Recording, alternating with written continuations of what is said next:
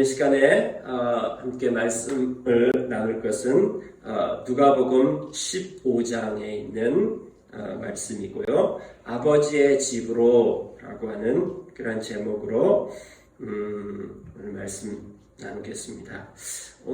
오늘 말씀하고 다음 주의 말씀은 좀 연결되어져 있는 말씀입니다. 아버지와 아들에 대한 뭐 꼭 아들뿐만 아니라 아버지와 딸, 부모님과 딸, 자녀에 대한 그러한 이야기들을 좀 할 것입니다. 군인들이 가장 좋아하는 영화가 뭔지 아세요? 저희 아들이 지난 금요일 날 해군에서 훈련받고 이제 퇴소를 했습니다. 그래서 이제 자대 배치는 아직 받지 않았고 그런 일들이 있었는데 거기서 좀 이런 얘기를 들었습니다. 군인들이 어떤 영화를 좋아하는지 좋아하는 영화가 있다고 합니다. 3위가 어떤 영화냐면은 외출이라고 합니다. 내용하고는 상관없습니다. 외출이라고 하는 영화 나가고 싶죠? 그래서 외출하는 거. 그 다음에 2위가 어떤 영화냐면은 화려한 휴가라고 합니다. 화려한 휴가. 자, 그럼 대망의 1위는 뭘까요? 대망의 1위 영화는 집으로입니다. 집으로 갔으면 좋겠다. 오늘 아버지 집으로 이 제목 갖고 하나님 말씀 나눌 텐데 이 말씀을 통해서 귀가하는 일들이 일어나기를 원합니다. 오늘 본문 말씀은 누가복음 15장 11절부터 24절에 있는 말씀을 주로 함께 나눌 것입니다. 이 본문 말씀이 있는 배경이 있습니다. 배경 누가복음 15장에 어떤 얘기를 하다가 지금 이 이야기를 했는지 그 배경을 좀 먼저 살펴봐야 될 것입니다. 그 배경은 누가복음 15장 1절부터 3절까지의 그 배경이 나와 있습니다. 한번 읽어볼까요? 시작. 세리들과 죄인들이 모두 예수의 말씀을 들으려고 그에게 가까이 몰려들었다. 바리새파 사람들과 율법학자들은 들으며 말하였다. 이 사람이 죄인들을 맞아들이고 그들과 함께 음식을 먹는구나. 그래서 예수께서는 그들에게 이 비유로 말씀하셨다. 저희가 읽는 이 성경은 세번역 성경입니다. 개역 개정 성경은 좀 문어체로 쓰여졌고요. 세번역 성경은 구어체로 쓰여졌습니다. 그래서 여러분들이 성경을 통독할 때는 구어체가 훨씬 좋습니다. 단어 이해가 현대어로 되었기 때문에 그리고 성경 원문을 한국학자들이 직접 한국어로 번역한 것이거든요. 그래서 세번역 성경을 이렇게 통독하시고 그러시면 좋습니다. 그래서 저희는 이렇게 예배드리고 할 때에 세번역으로 그렇게 사용하도록 하겠습니다. 여기 보면은 지금 예수님이 식사를 초대받아가지고 간 겁니다. 근데 누구에게 초대를 받았냐면은 바리새파 사람들과 율법학자들에게 이 사람들이 초대를 한 것입니다. 이 사람들은 그 당시로 말하자면은 조금 지위가 높은 그런 사람들이라고 얘기할 수 있습니다. 그 당시에 이스라엘 인구의 한 2~3% 안은 드는 사람들, 그런 사람들이라고 좀 할 수 있습니다. 지도자들이죠. 이스라엘에는 성전과 회당이라고 하는 아주 두 가지의 중요한 그 체제가 있습니다. 성전 체제, 그 다음에 회당 체제. 성전은 예루살렘에 있고요. 회당은 전국구입니다. 전국구에 회당이 있습니다. 그 회당에서 주로 활동하는 사람들이 이 바리새파 사람들, 율법학자들이고 성전에서 주로 활동하는 사람이 사두개파, 그 다음에 제사장들, 이런 뭐 백그라운드에 대해서는 우리가 나중에 이제 우리 교회 성경 개관, 성경 전체가 뭔 얘기를 하고 있는지 그런 과정을 좀 공부하면은 훨씬 더 쉬워질 것입니다. 네. 그래서 이 바리새인과 율법학자들이 예수님을 식사에 초대한 것이죠. 초대했는데 그 자리에 세리들과 죄인들이 예수님의 말씀을 벌써 소문 많이 들었거든요. 그 자리에 그 예수님 말씀 듣고 들으려고 몰려드는 것입니다. 자, 이 유대인들은 이 당시에 특별히 바리새파 사람들은 아무하고나 식사하는 것을 꺼려했습니다. 이 식사하는 것이 되게 중요했고요. 특별히 이방인들하고 이스라엘 사람들은 식사하지 않았습니다. 바리새파 사람들은 바리새파 아닌 사람들하고 식사하는 것을 꺼려했습니다. 지금 예수님하고 식사하는 것도 이게 굉장히 특별한 사건인데, 근데 그 자리에 세리들과 죄인들, 이 세리들과 죄인들, 그 당시에 이 죄인 취급받는 평민들 이하 취급받는 사람들이 있었습니다. 창기들, 세리들, 그 다음에 병든 사람들, 이런 사람들은 부정하다라고 생각을 했고 그 부정한 사람들하고 만나면 안 돼요. 왜냐하면 그렇게 함께 만나면 부정을 타기 때문에. 그래서 그들하고 만날 수 없는데 저 사람들이 온 겁니다. 그거에 대해서 굉장히 마음에 불편했어요. 그래서 투덜거리며 말하였어요. 이 사람이 죄인들을 맞아들이고 그들과 함께 음식을 먹으려 하는구나. 이렇게 좀 투덜투덜 됐어요. 기분 나쁜 거죠. 그때 예수님께서 그들에게, 여기서 말하는 그들은 누굽니까? 바리새파 사람들하고 율법학자들입니다. 그 당시에 나름대로의 권력을 갖고 있는 사람들, 금수저들에게 말씀하신 것입니다. 그래서 그들에게 15장 이후에 세 가지의 비유를 듭니다. 이 세 가지의 비유는 사실은 똑같은 비유인데 세 번의 반복을 하는 거예요. 하나는 잃은 양에 대한 비유이고, 그 다음에 한 여인이 잃어버린 한 달치 월급, 그 드라크마에 대한 그런 비유고요. 그 다음에 이제 우리가 잘 아는 탕자 이야기가 나오고 있거든요. 왜 세 번씩이나 구조가 똑같습니다. 구조가 똑같은데 왜 세 번이나 반복할까요? 한 번 했는데 못 알아들어. 그러니까 세 번 같은 비유를 조금 다른 식으로 계속 얘기하는 것입니다. 그 세 번째 비유 스토리가 바로 탕자에 대한 이야기입니다. 탕자 스토리입니다. 자, 이 탕자 스토리의 등장인물, 이 스토리의 등장인물은 간단합니다. 아버지와 아들입니다. 아버지와 아들.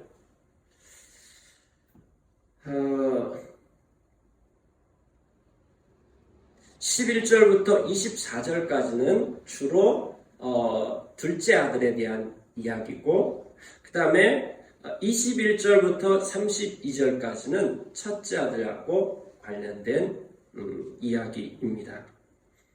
자, 이 탕자 내지는 탕녀, 여기 뭐 아들이라고 하는 것은 그 당시에 모든 것을 이렇게 포함한다라고 할 수 있습니다.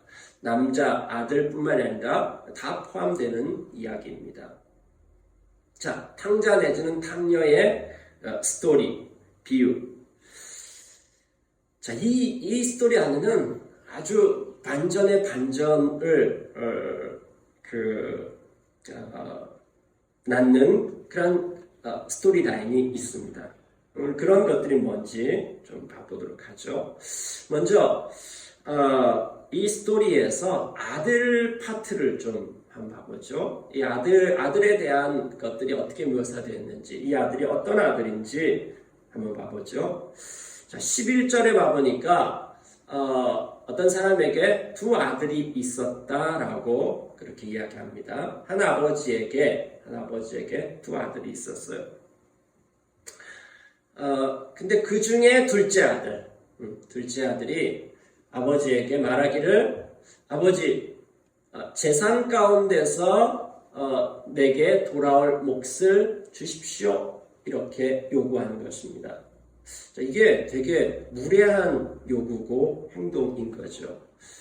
보통 이 유산이라고 하면은 아버지가 이제 돌아가셨을 때 그때 줄 수 있는 것인데, 주는 것인데, 지금 아버지가 살아계시는데 그걸 달라고 하는 것이요. 특별히 이런 스토리는 꼭 문화권 안에서 좀 이해하는 것이 훨씬 좋습니다. 자, 저 당시에 저 이야기가 어떤 의미였을까? 굉장히 무례하고, 또 아버지가 아직 돌아가시지 않았는데 어떻게 저런 얘기를 할 수 있느냐 하는 것이죠. 어떻든지 간에 그는 아버지에게 재산을 요구했습니다. 그 다음에요, 아버지는 그에게 재산을 줬습니다. 며칠 뒤에 그 재산을 처리하는데 오래 걸리지도 않았어요. 며칠 뒤에 작은 아들은 제 것을 가지고, 이제 자기의 소유가 된 거죠. 제 것을 가지고 먼 지방으로 갔어요. 여기 먼 지방이라고 되어 있는데 사실은 다른 나라로 갔습니다. 다른 나라. 아버지하고 떠나 있고 싶었던 거예요. 아버지를 떠나가지고 멀리 아버지하고 먼 곳, 그곳으로 간 것이죠. 다른 나라로 가서 거기에서 살았습니다. 방탕하게 살면서. 여러분, 이 방탕이라고 하는 말, 이거는 또 다른 말로 하면은 이제 자유와 방탕, 이게 좀 한 끗 차이라고 할 수 있는 거죠. 자, 자기 하고 싶은 대로 다 하는 것. 우리는 이걸 갖다가 자유라고 그렇게 얘기하는데, 아니, 그건 방탕입니다. 내가 하고 싶은 것, 자유라고 하는 것은 어떤 범위 안에서 주어지는 것입니다. 그 어떤 범위도 없고 내가 하고 싶은 대로 다 하는 것, 이건 방탕이라고 할 수 있습니다. 왜냐하면 모든 사람들이 자기가 하고 싶은 것대로 다 하기 시작했을 때 나의 자유가 저 사람의 자유를 해치게 됩니다. 방탕인 것이죠. 자, 거기에 가서 아버지를 떠나가지고 이제까지 아버지의 속박에 있었다고 생각했을 수도 있겠고요. 자, 아버지를 떠나가지고 그 아버지의 소유를 가지고 자기가 그 모든 소유권의 주인이 되어가지고 자기가 원하는 대로 이 모든 것들을 사용하는 것이죠. 마음대로 했다, 이렇게 하면 되는, 생각하시면 됩니다. 자, 먼 나라로 가서 거기에서 마음껏 살았다. 마음껏 살았어요. 그리고 그 재산을 낭비하였다. 그 재산을 낭비하였습니다. 그래서 자기가 가지고 있는 소유가 무한대일 것 같다라고 생각을 거예요. 이렇게 많다라고 생각하면서 그거를 자기 마음대로 다 사용하는 거예요. 그런데 이게 무한하지 않아요. 한계가 있는 거죠. 유한했습니다. 그래서 낭비해가지고 결국은 탕진했습니다. 탕진. 싹 다 허비하고 다 이제 그것이 끝난 거죠. 자, 그때 엎친 데 덮친 격으로 어떤 일이 생겼습니까? 그 지방에 흉년이 들었다. 흉년이 들었어요. 그 다음에 그래서 그는 아주 궁핍하게 되었습니다. 자, 저 빨간색으로 된 단어들을 여러분들 좀 기억했으면 좋겠습니다. 저 단어들이 저 나라를 묘사하는 거예요. 그 먼 지방을 묘사하고 지금 이 집 나간 이 가출한 이 둘째 아들한테 어떤 일이 생겼는가, 저 단어들이 그것을 묘사해 주고 있습니다. 그래서 흉년이 들고 아주 궁핍하게 되니까 어떤 일을 합니까? 그 지방 돼지를 치는 집안. 이 돼지를 치는 것을 볼 때에 이것은 적어도 이스라엘 땅은 아니라고 하는 거죠. 이스라엘 사람들은 돼지를 치는 것을 허락하지 않았습니다.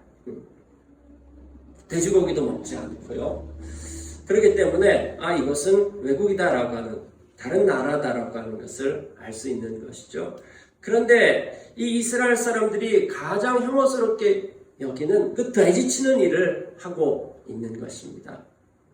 돼지 치는 일을 하게 됐고, 그 다음에 돼지를 치면서 그 돼지가 먹는 그 열매도 먹고 싶을 정도. 그래서 지금 얘가 돼지인지 내가 돼지인지 모를 정도. 내가 돼지가 되는, 인간이기를 포기하고 그 돼지의 삶. 그렇기 때문에 저기에서 돼지 치는 일을 했다라고 하는 것은 아주 뭐랄까요, 바닥까지 갔다라고 하는 이런 것에 대한 그 당시 이스라엘 사람들에 대한 표현이라고 할 수 있는 것이죠. 돼지 치는 일을 하고, 그 다음에 나도 사람들한테, 그 나라 사람들한테 돼지로 취급받은 거죠. 돼지로 취급받는, 사람이 아니라 돼지로 취급받는 그러한 일들이 이 사람에게 일어난 것입니다. 자, 이때 무슨 일이 일어났냐면은 17절에 보니까 그제서야 그는 제정신이 들어서, 이제까지 어떻다는가요? 제정신이 아니었다라고 하는 것이죠. 제정신이 아니었습니다. 근데 제정신이 들어요. 자, 언제 제정신이 들까요? 뭔가 빠져가지고 그 안에 푹 빠져가지고 있을 때는 제정신이 들지 않습니다. 그러다가 어떤 반대에 부딪힌다든지, 내가 내 힘으로 할 수 없는 그 어떤 그런 상황이 일어난다든지, 큰 사고가 일어난다든지, 죽음에 직면한다든지, 실패, 질병, 우리 인간이 가지고 있는 실존에 대한 것들, 고독과 인간들이 해결할 수 없는 그 어떤 그런 문제에 부딪혔을 때 우리는 생각하게 되죠.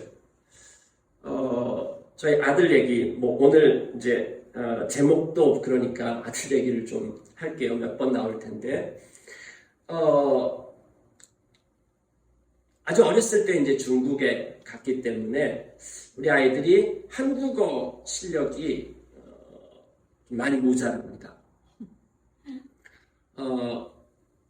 그래서 저희 아이들 이제 무슨 기념일이라든지 또 뭔가를 잘못했을 때 꼭 편지를 우리한테 쓰라고 얘기했고, 그다음에 뭔가를 잘못했을 때도 반성문을 좀 쓰라고 그렇게 얘기하는데, 그렇게 써놓은 걸 좀 모아놨습니다. 가끔 우울할 때 그거 보면 굉장히 재미있습니다. 이렇게 써놓은 문구들이 문장이 안 되는 게 되게 많습니다. 근데 이번에 이제 군대 가서 총 4번의 편지를 써서 보냈는데 너무 잘 쓴 거야. 너무 잘 쓴 거예요. 거의 소설가처럼 이렇게 잘 썼더라고요. 이거 어떻게 된 일인가. 군대 가 있으면서 핸드폰도 사용하지 못하고, 그러니까 이 편지 쓰는 게 이렇게 즐거운 일인지 몰랐다고. 그러면서 자기에게 있었던 일들을 갖다가 이렇게 쭉 쓰는데, 저는 시인이나 소설가 된 줄 알았습니다. 어떤 극단적인 그 어려움과 또 고난의 상태, 그런 데 들어갔더니만은 시인이 되는 거죠. 네, 어떤 궁핍한 일들, 또 실존적인 문제에 부딪혔을 때 그때 우리는 생각하게 되죠. 그게 사실은 고난이 우리한테 위기일 수도 있지만은 엄청난 기회가 되는 것들도 바로 그러한 이유 때문입니다. 여러 가지 다른 각도로 생각하게 되고 또 자기를 돌아보게 되고 이런 일들이 일어나는 거죠. 자, 근데 이 둘째 아들은 어떻게 제정신이 들었는가? 자, 여기에서 이제 출생의 비밀이 나오기 시작합니다. 이 막장 드라마에 나오는 자주 등장하는 거죠. 출생의 비밀이 거기에 드러납니다. 자, 이 아들이 얘기하는 거야. 내 아버지의 집, 내 아버지의 그 많은 품꾼들에게 먹을 것이 남아도는데, 자, 이 아들은 어떤 아들일까요? 아버지가 있는데 아버지가 이게 부자예요. 돈이 많아요. 그 많은 품꾼이라고 이야기하고 있습니다. 종이 많아요. 고대 때는 거의 농업을 했기 때문에 노동력이 이게 굉장히 중요하거든요. 노동력이 많다라고 하는 것은 많은 것을 수확할 가능성이 있는 것이죠. 그러니까 노동력이 많았습니다. 그리고 먹을 것이 남아 돌았습니다. 자, 이게 떠오르는 거예요. 이게 떠오르는 거예요. 옛날에 이런 거 별로 의식하지 않았어요. 그런데 자기에 닥친 그런 상황에서 봐보니까 나 이랬었지, 이런 것이 이제 떠오르게 된 것이죠. 자, 여러분, 여기까지 이제 이야기가 이렇게 진행되어졌는데, 이 둘째 아들의 이 이야기, 탕자에 대한 이 이야기가 사실은 꾸며낸 얘기가 아니라 실화인 겁니다. 실화. 그리고 실화 정도가 아니라 이건 어떤 특정한 한 사람의 실화가 아니라 사실은 이 이야기를 읽는 모든 사람이 이거 내 얘기구나 이렇게 되는 것입니다. 왜냐하면요, 이 탕자가 바로 우리라고 지금 얘기해 주는 거예요. 예수님의 이야기를 듣는 바리새인들, 그 다음에 율법학자들, 그 다음에 서기관과 죄인들. 지금 저 서기관과 죄인들, 저 사람들이 하나님 앞으로 돌아오는 것, 저 사람들이 탕자다, 저 사람이 바로 내 아들이다, 이런 얘기를 하고 있는 거거든요. 중국에서 돌아오고 난 다음에 2019년에 제가 그 대전에서 한 1년 6개월 정도 살았습니다. 대전에 있는 한 교회의 선교관에서 그렇게 살았습니다. 그러면서 대전에 어떤 것들이 있는지 좀 돌아보자. 공원들이 어떤 공원이 있는가. 이렇게 쭉 돌아보는데 광고를 봤습니다. 대전에 뿌리공원이 있더라고요. 뿌리공원. 좋겠다. 저 뿌리가 어떤 뿌리일까? 저기 가면은 식물들의 뿌리를 볼 수 있는 그런 공원이겠다. 저는 그렇게 혼자 생각을 했어요. 어느 주일날 이제 오후에 시간이 돼가지고 저희 아내에게 얘기를 했습니다. 우리 뿌리공원 한번 가자고. 그래서 한 저녁 한 6시 가까이 이렇게 됐습니다. 산책하기도 좋고. 그래서 뿌리공원을 내비를 찍어가지고 갔습니다. 한 20-30분 가서 도착을 했습니다. 도착하고 난 다음에도 한참 들어가야 되더라고요. 우선 강을 지나고 그래서 긴 다리를 지났습니다. 거기 이제 들어가서 거기에 도착하고 난 다음에 발견한 것이 이 뿌리가 이 나무 뿌리가 아니라는 사실을 발견했습니다. 무슨 뿌리냐면요, 거기가 성씨, 우리나라 성, 우리나라의 성이 모두 몇 개인지 아세요? 2018년 통계로 우리나라의 성은 286개의 성이 있고요. 그 성의 본관이 4,176개의 본관이 있다라고 하더라고요.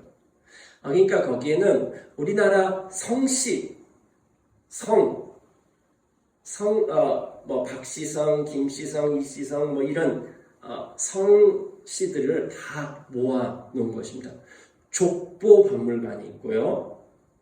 그 다음에 거기에 이제 286개의 성씨에 대한 비석 같은 거를 만들어 놓은 거죠. 자, 그럼 거기에서 이제 당연히 뭘 찾겠습니까? 저는 박씨니까 박씨, 우리 성씨는 어디에 있고 우리의 본은 어디 있는가를 봤습니다. 그리고 저희 아내도 보는데 저희 아내는 거기에 없는 것입니다. 우주왕씨 없었습니다. 거기에서 출생의 비밀이 이제 드러나는 거죠. 우주왕씨는 뼈대 있는 집안이 아니다. 뿌리가 없다. 이렇게 그러면서 굉장히 기분 나빠하더라고요. 이게 왜 없냐고, 이게 뭔가 잘못됐다고. 근데 거기 이제 좀 어둑어둑해지고 그다음에 분위기도 되게 음산하고 기분이 별로 안 좋았어요. 그렇게 돌아왔던 기억이 있습니다.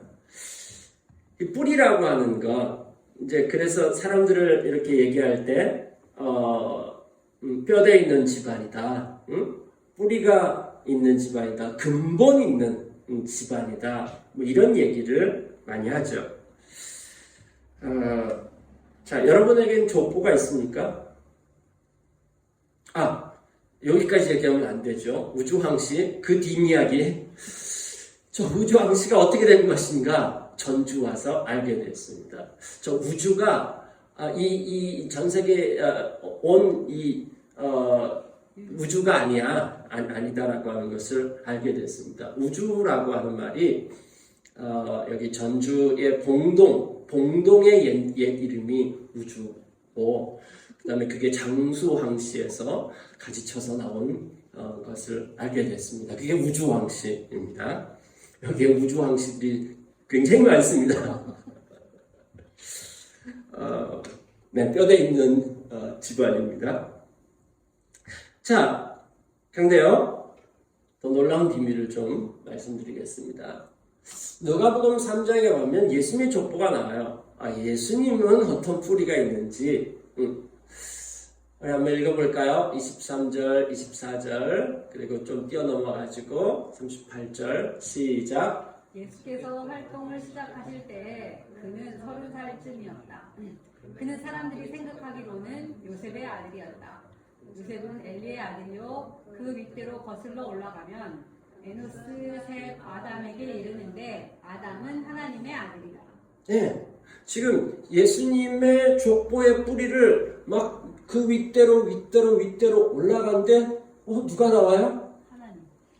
에노스, 셋, 아담, 그리고 아담은 누구래요? 하나님의 아들이래요. 자, 이거는 예수님의 족보기도 한데요, 예수님의 족보가 아니라 세상에 있는 모든 사람들의 족보입니다. 자, 여러분들의 족보를 거슬러 올라가고 그 윗대는 하다가 보면은 어디가 나오냐면은 아담이 나와요. 자, 이게 다 이렇게 성경에서 얘기하는 거 보면은 아담에게서부터 모든 것이 흩어졌고, 노아 홍수 이후에 노아의 세 아들 셈, 함, 야벳이 그 흩어진 이제 계보가 있죠. 그걸 통해 가지고 민족들이 생겨났고, 그걸 따라서 올라가다 보면은 노아가 나오게 될 것이고요. 그 노아 이후로 이렇게 쭉 올라가다 보면은 그 다음에는 아담이 나오고요. 근데 여기 봐보니까 뭐라고 되어 있습니까? 아담은 하나님의 아들이다. 아담은 하나님의 아들이다. 그러니까 우리의 가장 근본이 어디입니까? 하나님인 것이죠. 자, 여러분 모두 족보가 있습니다. 성경이 여러분의 족보입니다. 이제 자신 있게 얘기하십시오. 우리도 족보가 있다고. 자, 족보가 있고요. 그 다음에 여러분은 굉장히 뿌리 깊은 뼈대 있는 집 자손들입니다. 여러분의 그 뿌리는 하나님이십니다. 그러면요, 이렇게 대단한데 우리가 좀 제정신이 들어야 돼요. 자, 우리가 어떤 존재인지에 대해서 여러분들이 하나님의 아들이에요. 하나님의 아들. 하나님의 자녀들입니다. 우리는 금수저, 흑수저 정도가 아니라 하늘수저들입니다. 하늘수저. 자, 근데 우리의 아버지의 정도가 어느 정도인지 여러분 아세요? 자, 여러분의 원래의 모습, 여러분의 근본의 본래의 모습은 여러분은 영원한 존재입니다. 영원한 존재. 우리가 이 땅에서 육체를 입고 살다가 사는 것, 그것이 뭐 100년에서 길게 잡으면 100년 좀 더 사는, 대충 100년이라고 하죠. 자, 우리는 100년을 삽니다, 이 땅에서. 근데 그러면 우리가 100년 정도의 사람일까요? 아니요, 성경은 그렇게 얘기하고 있지 않습니다. 하나님께서 우리를 창조하셨고 우리는요, 영원한 존재입니다. 영원한 존재. 여러분은 100년의 근데 우리는 전부 다 100년의 포커스를 잡고서 100년에만 그 이후에는 아무것도 없을 것처럼 모든 걸 100년의 시간에 포커스를 맞춰서 그것을 위해서 올인하는 거예요. 우린 제정신이 좀 들어야 됩니다. 제정신이 아니에요. 영원의 존재가 100년이라고 하는 유한의 시간에 모든 포커스를 맞추는 거예요. 그 다음에 또 하나가 있는데, 지금 하나님의 자녀라고 하는 것. 하나님께서 우리를 창조하셨을 때 어떻게 창조했냐면요, 하나님의 형상대로 창조했습니다. 이 하나님의 형상대로 창조했다라고 하는 말이 무슨 말이냐면요, 우리를 통치자로, 왕으로 창조했다라고 하는 것입니다. 우리 주기도문 할 때 우리 그렇게 기도하죠. 하늘에 계신 우리 아버지여. 하늘에 계시다라고 하는 말, 아버지가 하늘에 계시다라고 하는 말이 무슨 뜻인 줄 아세요? 하늘에 계시다라고 하는 것은 물리적인 위치로 하나님이 하늘에 있다는 얘기가 아닙니다, 여러분. 마태복음에서 하늘이라고 하는 것은 우리가 보는 저 스카이 하늘이 아닙니다. 하나님이 하늘에 계시다라고 하는 이 표현은 하나님께서 통치자이시다, 왕이시다라고 하는 것입니다. 그래서 하늘에 계신 우리 아버지요. 이 온 우주 만물을 창조하시고 통치하신 그분을 가지고 그분에게 아버지라고 부르는 이 기도하는 사람은 누구죠? 응? 기도자는 누구죠? 그분을 아버지라고 부르는 사람이에요. 하나님의 자녀라고 한다면은 아버지가 온 우주의 통치자이시면은 여러분들도 바로 통치자인 것입니다. 그래서 이 앞에 이 아들이 재산 상속을 요구한 건 이게 뭔지 아세요?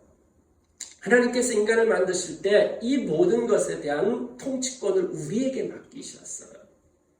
근데 그 통치권을 들고 하나님을 거부하고 떠나버린 것입니다. 먼 나라로 갔다 그랬죠. 그 나라가 어떤 나라일까요? 그것을 바로 세상 나라라고 그렇게 이야기하는 것입니다. 하나님 나라에서 떠나서 세상 나라, 자기가 왕이 되고 자기가 하나님이 되어서 자기의 마음대로 모든 것을 사용하는, 하지만 하나님을 떠나고 난 다음에 자기가 소유하고 있는 그 모든 자유와 자기 마음대로 하는 것이 얼마나 제한되어져 있는지를 조금 지나고 난 다음에 이제 알게 되는 것이죠.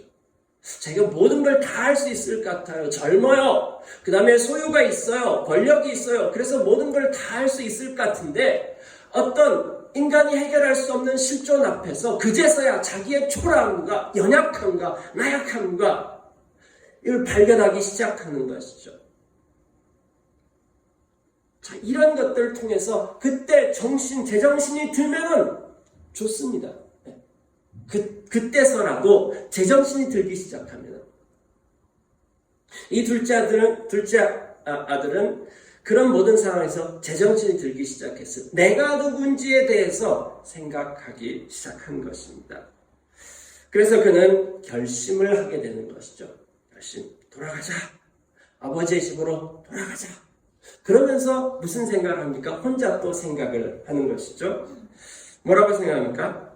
내가 아버지의 아들이라고 부를 자격이 없다. 나 이제 아버지의 집에 품꾼으로 여겨달라. 부자 관계를 갖다가 주종 관계로 바꿔가지고 아버지의 아들인데 그거 감당할 수 없고 내 염치도 없고 죄를 지었습니다. 이제는 주인과 종의 관계로 살겠습니다. 자, 이 마음을 가지고서 이제 돌아가자 하고 하는 결심을 하게 되는 것입니다. 이것이 바로 아들에 대한 스토리입니다. 둘째 아들 스토리입니다. 이 둘째 아들 스토리가 사실은 오늘 여러분과 저의 스토리입니다. 이게 실화였어요. 네. 자, 저 그림이 렘브란트라고 하는 화가가 그린 그림입니다. 이게 탕자의 기환 이런 제목인데요. 자, 이번에는 이제 아버지, 저 그림에서 그림을 자세히 이렇게 좀 보면 굉장히 큰 그림인데 자세하게 보면은 렘브란트는 그 빛의 화가잖아요. 빛을 통해 가지고 뭔가 메시지를 던져주는 거예요. 저 빛이 들어온 환하게 보이는 저 부분을 자세하게 보면은 저 안에서 많은 메시지들이 있습니다. 자, 어떻든지 간에 저기 아버지와 돌아온 탕자의 모습 이렇게 잘 묘사가 되어져 있습니다. 자, 성경을 보면은 아버지에 대해서 이제 묘사를 하고 있습니다.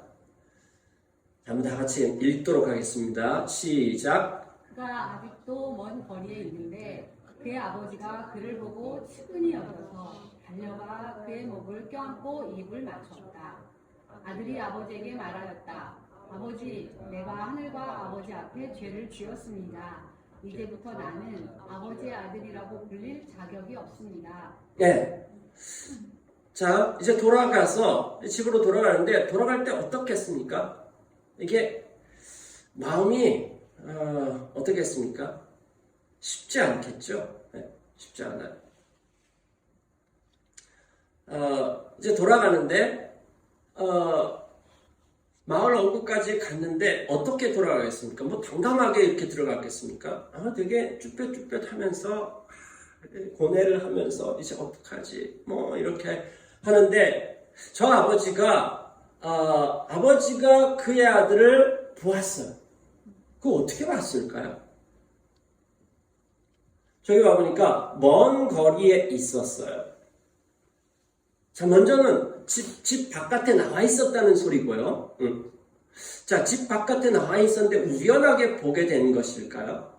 아니요. 이 아버지는 이 아들이 돌아오기를 계속해서 기다렸기 때문에 수시로 바깥에 나가서 본 거겠고요. 그 다음에 먼 거리에 있어요. 그 아까 렘브란트의 그림 봐보면요, 아버지의 눈이 어떻게 되냐면은 거의 이렇게 눈이 먼 거죠. 어떻게 보면은 그 아들을 때문에 매일 울어가지고 눈이 짓물렀을 수도 있는 그런 상황인 것이죠. 자, 어떻든지 이 나이 든 아버지의 시력이 그렇게 좋지 않아요. 저도 지금 저 밑에 있는 게 자꾸 잘 안 보입니다. 이게 늙어가면서 이런 현상이 이렇게 생기는 것 같습니다. 자, 그런데 저렇게 멀리 있는데 먼 거리에서 딱 봐도 내 아들이야. 요즘 군대는 이렇게 좀 좋아졌더라고요. 그래서 1주차 훈련, 2주차 훈련 이게 홈페이지에 다 이렇게 떠오르더라고요. 거기에 사진도 찍혀 있고요. 저희 아내 밤마다 하는 일이 뭔지 아세요? 그 올라온 사진 수백 명, 수천 명 중에서 내 아들 찾기, 윌리 찾기 하듯이 얘가 내 아들일 거야. 그러면서 그 수많은 똑같은 제목을 가지고 알 수 없는 그 가운데서 아들 찾기를 시작합니다. 근데 최근에 발견한 게 또 그렇게 부대에 들어간 이 엄마들 카페가 있대요. 그 카페에 들어가서 카페가 완전히 목장 모임이더라고요. 보니까 이 엄마들이 아들한테 연락 온 거, 그다음에 또 군대에서 있었던 것들 막 간증 모임하고 아들한테 편지 왔는데 뭐 왔다고 하고 서로 위로하고 뭐 난리도 아니에요. 하여튼간. 근데 거기에서 엄마들이 똑같은 일을 다 하고 계시더라고요. 들어가서 사진 찾아가고 얘가 내 아들이다. 사실은 제가 볼 때는 몇 개는 우리 아들 사진이 아니에요. 근데 웃기는 거야. 얘는 내 아들이라고. 자, 엄마들이 다 그러는 거죠. 그냥 멀리 있는 걸 보고 이 아버지는 확신했어요. 쟨 내 아들이다.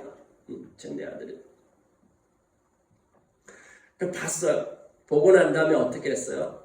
보고 난 다음에 다시 들어가가지고 종들 시켜가지고 종들 자식 저거 여기 동네 안으로 한 발자국도 들어놓지 못하게 해라. 이렇게 하신 것이 아니라 어떻게 했어요? 측은히 여겨서 긍휼히 여기고 불쌍히 여기고 괘씸함과 그 다음에 또 저거 어떻게 되는 거야? 그거 다 떨어먹었어? 벌써? 뭐 분노와 여러 가지 복합적인 감정이 있을 것인데 첫 번째 감정이 뭐냐면은 불쌍히 여겼어. 네. 그 다음에 어떻게 합니까? 놀라운 표현입니다. 달려가. 그러니까 아버지가 달려갔대요. 아들이 달려올까요? 달려옵니다. 근데 아버지가 달려가는 거예요. 자, 한번 생각해 보세요. 우리나라 조선시대 때 양반들이 보면 막 달려갑니까? 비가 와도 비 맞지 안 달려갑니다. 이 이스라엘의 이 문화권에도 이 나이 드신 분들, 그 다음에 지체가 높은 사람 달려간다? 이거 어려운 것입니다. 아버지가 딱 보고 아들인 거, 빗자루 들고 달려가는 것이 아니라 딱 보고 저거 내 아들이야 하고 달려가기 시작하는 것입니다. 아마 신발 못 신었을까요? 달려가. 아들을 향해서 전속력 질주로 달려갑니다. 그 다음에 어떻게 했어요? 달려가가지고 막 캐드락하면서 너 이놈 시끼 어떻게 된 거야 하면서 그렇게 하지 않았습니다. 어떻게 했어요? 껴안고 입을 맞추었습니다. 재밌는 게요. 21절의 이 말씀 아들이 아버지에게 말하였다. 저 아들이 이제 계속 저 대본을 외웠겠죠. 내가 집에 가면 이렇게 말해야지. 이렇게 말해야지. 막 계속 대본 외우면서 막 아버지 만나면 이렇게 해야겠다. 근데 여러분 저 말을 제대로 했을까요? 못했을까요? 왜 못했을까요? 왜 못했을까요? 아버지가 와서 자꾸 입 맞추는 거예요. 저 말을 어떻게 해요? 응? 저 말 이렇게 보면은 아버지 뭐 이렇게 하는데 또 입 맞추고 그다음에 내가 이렇게 하는데 또 입 맞추고 뭐 하늘 아버지 앞에 뭐 저 말 옆에 있으면 쟤 뭐래 이렇게 됐을 거예요. 정장 저렇게 또박또박 못했을 거예요. 지금 아버지가 제정신이 아니에요. 완전히. 자 그렇게 아들을 맞았습니다. 그 다음에 뭐가 했을까요? 한번 읽어보죠. 시작. 그러나 아버지는 종들에게 말하였다. 어서 가장 좋은 옷을 꺼내서 그에게 입히고 손에 반지를 끼우고 발에 신을 신겨라. 그리고 살찐 송아지를 끌어내다가 잡아라. 우리가 먹고 즐기자. 나의 이 아들은 죽었다가 살아났고 내가 잃었다가 되찾았다. 그래서 그들은 잔치를 벌였다. 네. 저기 와보니까 아버지가 어떻게 하고 있습니까? 응? 아버지가 옷을 입히래요. 가장 좋은 옷을 꺼내가지고 그에게 입혀라. 가장 좋은. 아니 아버지가 이럴 수도 있는 거죠. 잘 돌아왔어. 응. 근데 넌 좀 이번 기회에 생각 좀 해야 돼. 응? 이렇게 하면서 그렇게 할 수도 있는 거 아니에요? 근데 어떻게 했어요? 종들한테 명령을 막 정신없이 껴안고 입 맞추고 막 볼 부비고 막 그렇게 하다가 종들한테 야 가장 좋은 옷 꺼내와 이렇게 하는 거예요. 그 다음에 또 어떻게 해요? 손에 반지를 끼우고 뭔 반지일까요? 하여튼 반지를 끼우고 그 다음에 어떻게 해요? 신발을 신겨라. 아까 렘브란트 그린 그림에 신발 다 헤어지고 떨어져 있고 안 신었죠. 그 다음에 또 어떻게 해요? 잔치를 벌이자. 이 뭐 하는 거죠? 뭐 하는 거야? 자, 저 표현들은 저 당시에 문화권으로 읽었을 때에 저게 무슨 표현이냐면 신분을 회복시켜주는 것을 의미합니다. 저 반지는 인장 도장인 것이죠. 도장. 옷을 입히는 거, 이거 신분과 관련된 것입니다. 그 당시 노예들은 신을 신지 않습니다. 신을 신기고 옷을 입히고 반지를 끼워준다라고 하는 것은 아들의 신분, 아들의 권한, 이 모든 것을 회복시켜주는 것을 의미하는 것입니다. 그러고 난 다음에 어떻게 해요? 잔치가 벌어져. 이 세 가지 비유 전부 잔치 비유입니다. 여러분, 성경에서 하나님 나라를 얘기할 때, 이 천국을 얘기할 때 뭘로 비유하냐면 전부 잔치로 비유를 듭니다. 잔치가 가지고 있는 이미지가 천국을 이야기해주는 이미지입니다. 이렇게 거기 가면은, 온통 바닥도 금이고, 건물도 금이고, 대문도 금이고, 이런 것이 아니라 잔치로 비유해주고 있습니다. 잔치. 자, 이것이 아버지가 아들에게 한 일입니다. 여러분, 여기에서 또 하나의 반전. 저 아버지가 누구일까요? 저 아버지가 바로 하나님 아버지이십니다. 우리가 하나님 앞에 하나님을 떠나버려서 세상 나라를 세우고 자기가 주인으로 살아가는 그 삶, 그 모든 가운데서 인간으로서 살아가는 것이 아니라 인간이 아닌 삶. 여러분, 돼지는 평생 동안 하늘을 못 본다고 하더라고요. 이 신체 구조상, 눈의 각도상 하늘을 못 본다고. 그래서 돼지가 하늘 보는 날은 돼지 잡는 날이라고. 자, 하나님 없이 살아가는 것이죠. 서로가 서로에게 하나님이 창조한 하나님이 형상대로의 그 삶을 살지도 서로에게 대우하지도 않는 것이죠.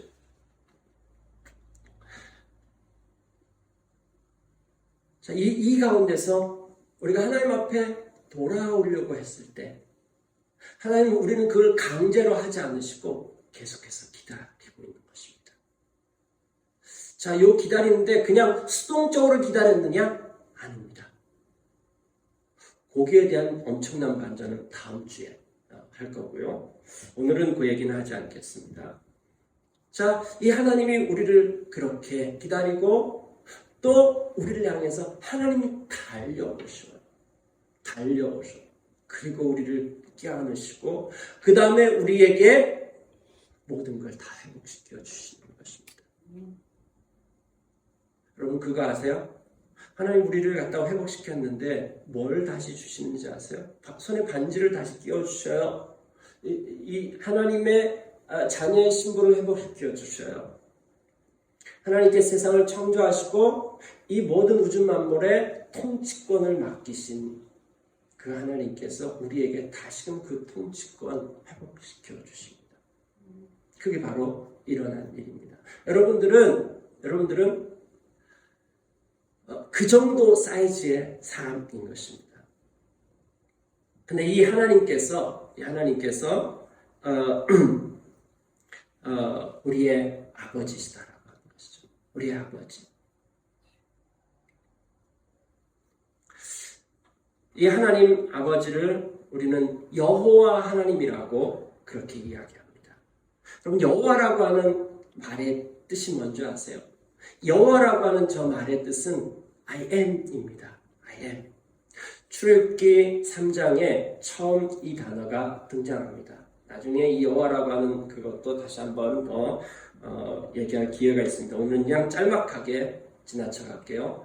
I am이라고 하는 저 단어가 있는데 I am은 뭘까요?